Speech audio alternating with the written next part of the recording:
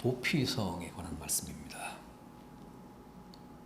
하나님이 모세에게 명령하셔서 가나안에 입성할 이스라엘 백성들에게 교육하고 당부한 중요한 인권 보호 장치인 도피성. 도피성은 몇 군데였습니까?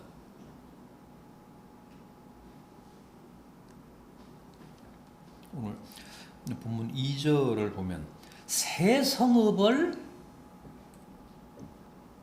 구별하라. 도피성으로 구별하라 그랬습니다. 오늘 이 19장에는 세 성읍, 도피성 3개가 등장을 하는데 이미 4장에, 이 신명기 4장에 또 도피성이 나옵니다. 우리가 지난번에 함께 공부를 했습니다. 거기에 또 3개가 나옵니다. 그러니까 도피성은 전체가 6개인데 요단강을 기준으로 동편의 3개, 서편의 3개입니다. 그러니까 오늘 이 본문은 요단강을 건너서 그 가나안에 들어가서 3개를 이제 만들라는 것이고, 그거는 이제 후에 여호수아가 이스라엘 백성들을 데리고 요단강을 건너서 가나안에 들어간 다음에 요단강 서편에 3개 도피성을 더 지정을 합니다. 이를테면 오늘 본문은 그걸 말하는 거예요. 요단강 서편에 있는 도피성 3개. 앞으로 이제 요단강을 건너서 여호수아가 지정할 도피성 3개. 그런데 동편에 있는 것, 요단강을 건너기 전 동편에 있는 그 도피성은 이미 모세가 지정을 했습니다. 그래서 합이 6개입니다. 동편에 있는 그 도피성 3개는 어디죠? 베셀, 길르앗 라못, 또 바산, 골란, 요 3군데잖아요. 이건 요단강을 건너기 전 요단강 동편에 있는 모세가 지정한 도피성 3개입니다. 그리고 이제 요단강을 건너서 가나안에 들어간 다음 여호수아가 지정한 요단강 서편의 도피성 3개는 어디입니까? 갈릴리에 있는 게데스, 또 세겜, 헤브론. 그래서 전체적으로 도피성은 6곳입니다. 가나안 전체 성읍이 48개입니다. 48개 성읍으로 가나안이 이제 이루어져 있는데, 그 48개 성읍 가운데서 6곳을 지정을 해서 도피성을 만들었습니다. 아주 절묘한 위치에 6곳을 지정을 했습니다. 요단강 건너기 전 동편에는 왜 이 도피성이 3개가 있을까요? 이스라엘 12지파 가운데는 요단강 동편의 땅을 배분받은 지파들이 3이 있습니다.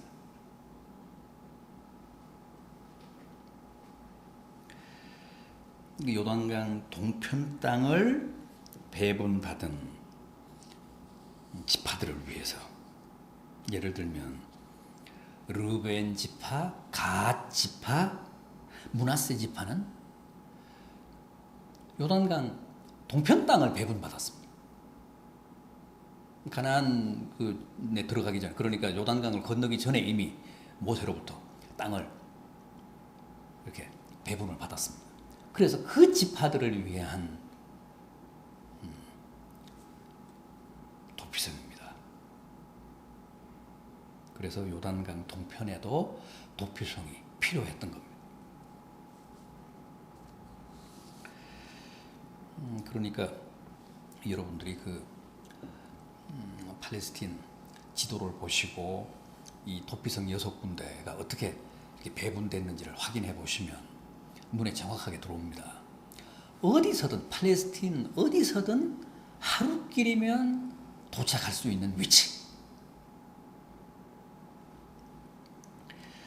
6절 하반절을 보십시오. 오늘 본문 6절 하반절. 신명기 19장 6절 하반절 보복하는 자의 마음이 복수심에 불타서 살인자를 뒤쫓는데 그 가는 길이 멀면 그를 따라잡아 죽일까 하노라. 그래서 하루길 어디서든 하루길이면 도착할 수 있는 위치에 도피성을 6개를 배치했습니다. 너무 멀면 따라잡히잖아요. 그래서 재판도 받기 전에 그리고 뭐 어떻게 해서 뭐 과실치사인지 아니면 사리를 가지고 죽였는지도 따져보기도 전에 보복을 당해서 죽을 수도 있잖아요. 그러면 그 중에는 억울한 죽음도 있을 수 있기 때문에 그 억울한 자의 인권을 보호하기 위해서 하느님이 아주 이 도피성에 관해서는 강경하게 그리고 아주 구체적으로 모세를 통해서 이스라엘 백성들에게 이 제도를 주셨습니다. 도피성 미클라트라고 합니다. 미클라트. 이 도피성이 있는 성읍은 그 성읍에 들어서면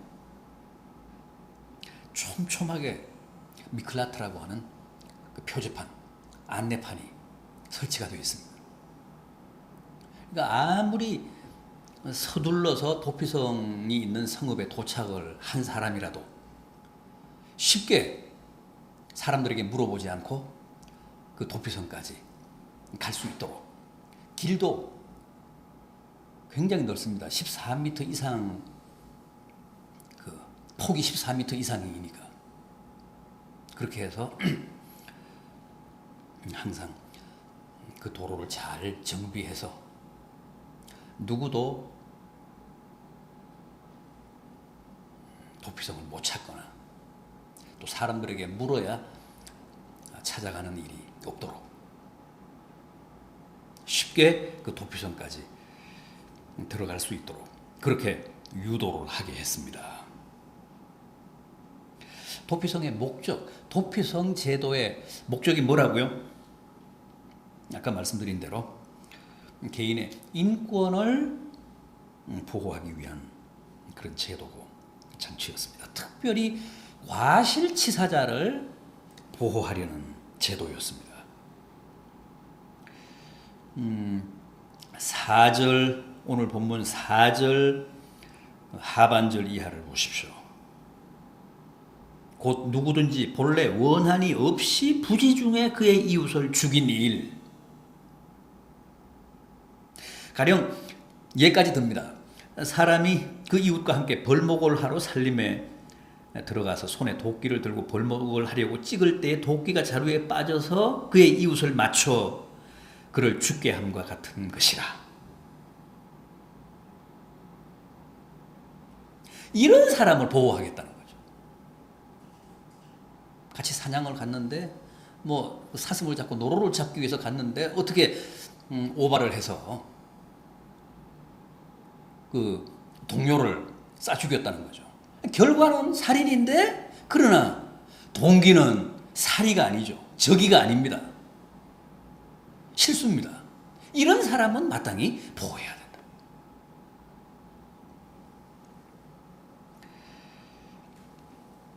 사람이 여러 가지 죄를 뭐 범하고 이제 그러는데 가장 큰 죄는 역시 살인죄잖아요. 그래서 살인죄는 가장 엄한 벌로 다스립니다. 그건 어느 나라나 어느 사회나 어느 공동체나 다 똑같잖아요. 왜냐하면 살인죄를 엄격하게 다루지 않으면 살인죄에 엄격한 그 징계를 부여하지 않으면 그 사회가 설 수가 없습니다. 너도 나도 막 그냥 사람 죽일 거 아니에요. 마음에 안 든다고. 그러면 그 공동체가 존재할 수 없기 때문에 살인죄에 관한 한은 예나 지금이나 뭐 어느 공동체 어느 사회나 막론하고 엄격하게 죄를 묻습니다. 그래서 아주 가장 큰 벌을 줍니다. 그래서 살인죄에 관한 한은 억울한 사람이 나와서는 안 된다는 거죠. 누명을 쓴다거나 아니면은 실수로 사람을 죽인 경우는 그건 살인죄로 처벌해서는 안 된다는 거예요. 살인죄를 물어서 극형에 처해서는 안 된다는 거예요. 그러기에는 너무 억울하다는 거죠. 그런 사람은 그런 사람들은 어쨌든 그 정상을 참작해서 억울하지 않게 해줘야 된다는 거예요.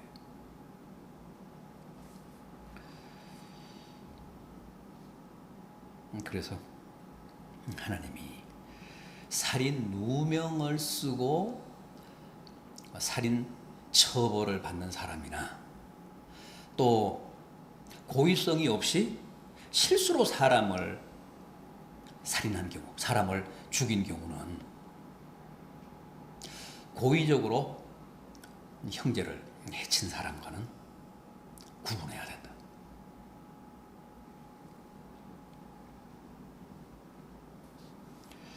그러니까 도피성은 중한 살인죄를 지었지만 그게 본의 아닌 경우,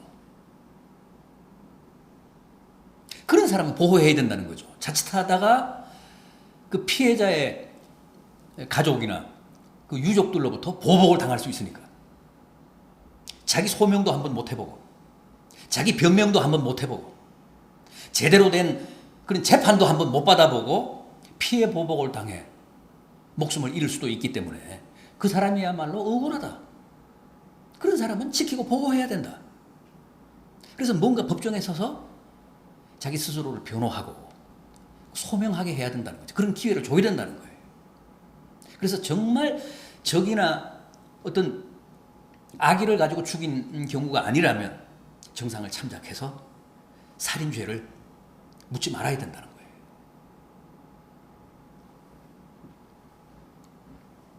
그러니까 한마디로 억울한 피해자를 막기 위한 제도가 바로 이 도피성 제도입니다.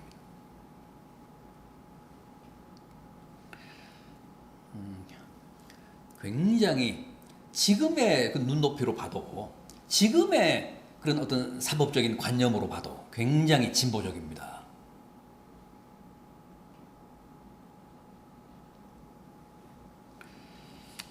생각해 보십시오. 누명을 쓰고 그 살인죄의 어떤 처벌을 받는다거나, 전혀 죽이고 싶지 않았는데 본의 아니게 실수로 사람을 죽이고 살인죄의 처벌을 받았다. 이때는 남을 죽이면 죽인 사람도 죽였으니까 너무너무 그건 그 한 맺힌 처벌이잖아요. 너무너무 억울하잖아요. 살인죄는 엄중하게 묻되 그런 억울한 그 피해자가 나와서는 안 된다. 그게 이 도피성 제도를 이스라엘 백성들에게 허락하신 하나님의 근본적인 취지입니다. 이 제도의 근본적인 목적입니다. 이 도피성 제도에는 몇 가지 원칙이 있죠. 살인자가 도피성으로 피한다고 해도 무조건 뭐 재판을 면제해주거나 용서해주는 게 아니고, 그 도피성 안에 숨어 있으면서, 피해 있으면서, 도피성 안에 있으면 일단 그 신변은 법적으로 보호를 받으니까 있으면서 성실하게 재판에 임해야 합니다. 재판에 임해서 자기가 억울하면, 본의 아닌 그런 실수였으면 살인이, 그걸 충분히 소명을 해야 합니다. 그래서 그 재판을 통해 과실치사라는 게 밝혀져야 용서와 보호를 받습니다. 과실치사자에게 부과하는 그 벌만 받습니다. 아무리 도피성에 피한 사람이라고 해도 정말 어떤 사리를 가지고 형제를 고의로 해쳤으면 그 사람은 살인죄를 물어서 살인죄에 해당되는 벌을 받습니다.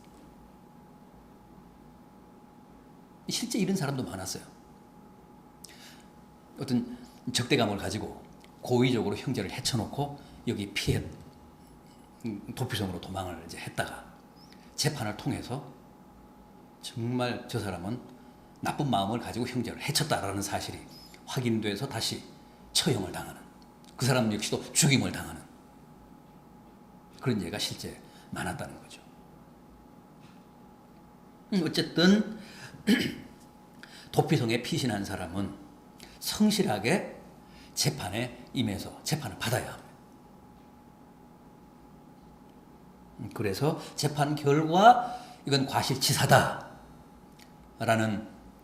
그런 판정을 받으면 과실치사자가 당하는 그런 벌을 받는 것으로 끝나고, 적대감을 가지고 고의로 형제를 해쳤다 그러면 살인죄를 범한 사람이 받아야 하는 벌에 처해졌습니다. 또 아무리 무죄하고 뭐 억울한 누명을 쓴 경우라고 해도 도피성 안에 있어야 됩니다. 재판이 끝날 때까지는. 도피성을 이탈하면 안 돼요. 도피성을 이탈하면 법적인 보호를 못 받습니다.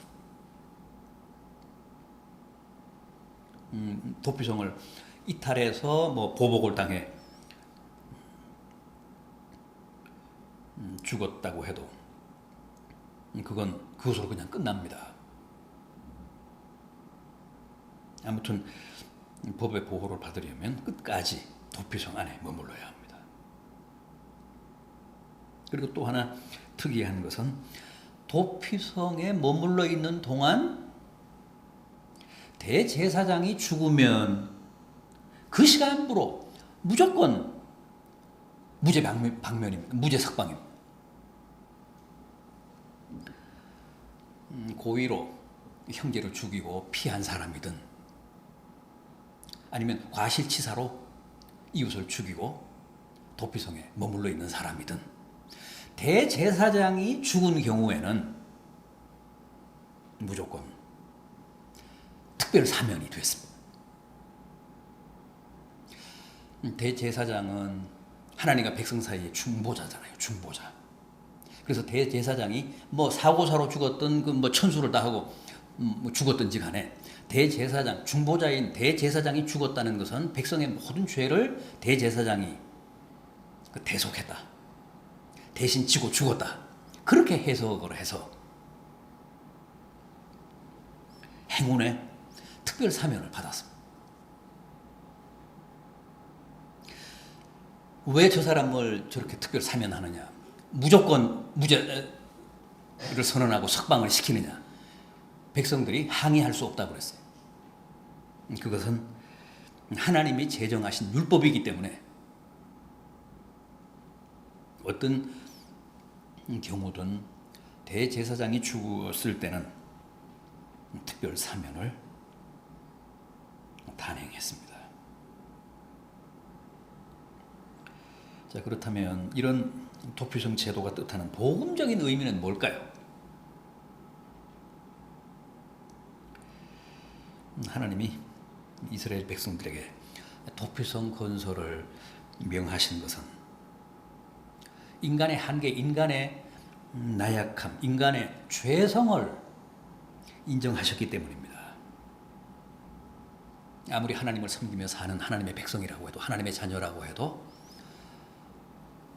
역시 인간은 한계적인 존재이기 때문에 본의 아니게라도 죄를 범할 수 있다는 거예요.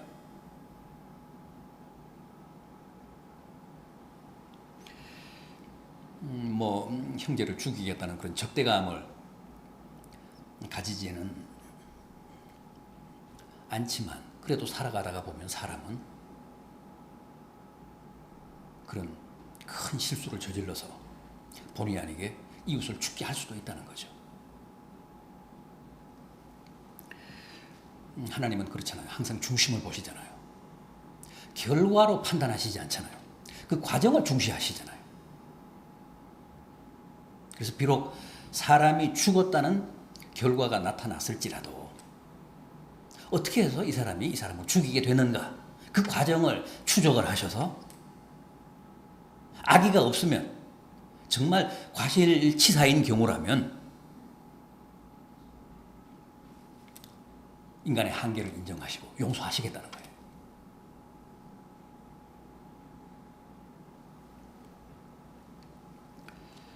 본의 아닌 과오라든가 본의 아닌 실수라든가 죄악은 용서하시겠다는 겁니다. 인간의 나약함, 인간의 한계, 인간의 죄성 이걸 다 인정을 하신 결과입니다.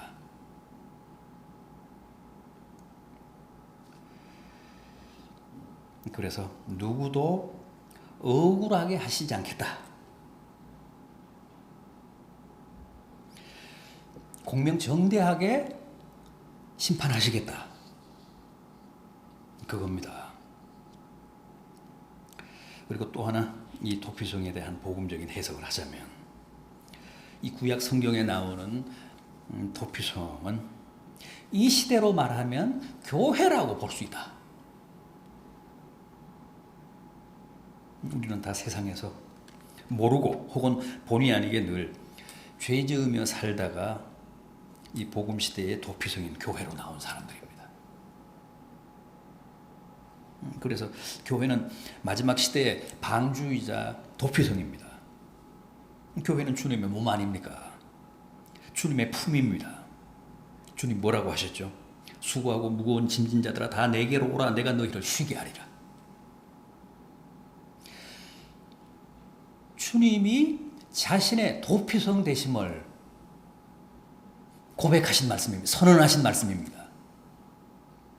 수고하고 무거운 짐진 자들아 다 내게로 오라. 내가 너희를 쉬게 하겠다.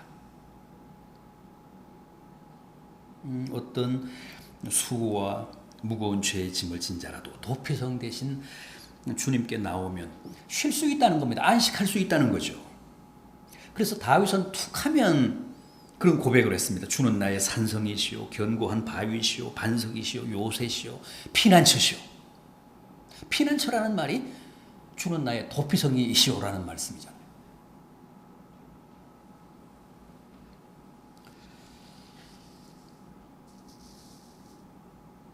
주님이 우리의 도피성이십니다. 주님의 몸인 이 교회가 도피성입니다. 또한 주님은 우리의 대제사장이십니다. 그런데 그 대제사장이신 주님이 죽으셨습니다. 십자가에 달려 돌아가셨습니다. 아까 그랬죠.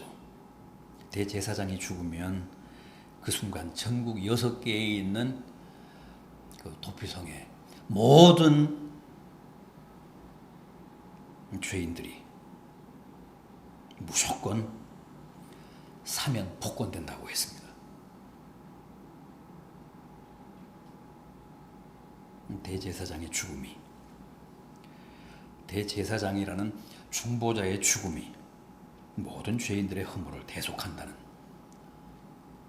그런 전통적인 사상 때문에 그렇습니다. 따라서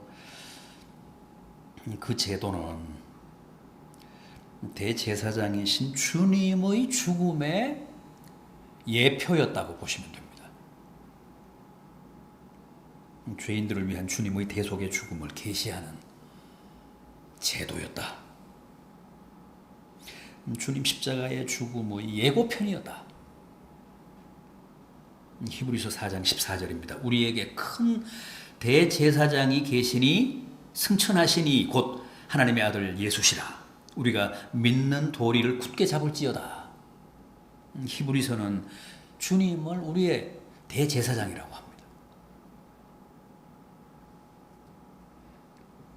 주님이 바로 당신의 대속의 죽음을 통해 이 시대의 도피성인 교회에 나온 우리 모든 사람의 죄를 사해 주신 대제사장이십니다. 중요한 것은 대제사장의 죽음이 도피성에 피신해 있는 모든 사람들의 죄를, 그게 어떤 것이든 어떤 죄든 다 사하고 사면 복권하는 효험이 있다는 거죠. 과실로 사람을 죽였던, 고의로 죽였던, 이 대목에서는 그걸 묻지 않습니다.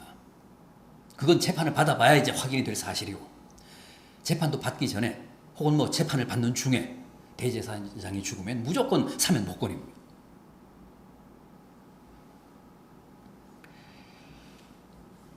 주님이 십자가에 달려 돌아가심으로 우리의 모든 죄, 고의로 범한 죄, 과실로 범한 죄, 모든 죄를 사하시고 우리를 다 사면해 주셨습니다.